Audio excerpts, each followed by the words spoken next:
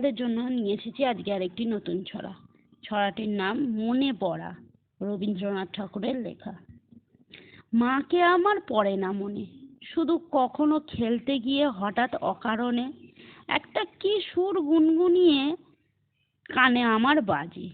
মায়ের কথা মিলাই যেন আমার খেলার মাঝে। মা বুঝি গান গাইতো আমার দোলনা ঠেলে ঠেলে। মা গিয়েছে, যেতে যেতে গানটি গেছে রেখে ফেলে।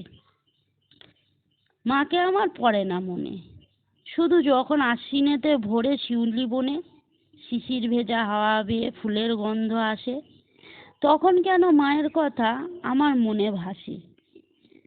কবে বুঝি আনতো মা সেই ফুলের সাজি বয়ে, পুজোর গন্ধ আসে যে তাই মায়ের গন্ধ হয়ে। মাকে আমার পড়ে না মনে, শুধু যখন বসে গিয়ে শোবার ঘরের কোণে জানলা থেকে তাকাই দূরে নীল আকাশের দিকে, মনে হয় মা আমার পানে চাইছে অনিমিষে।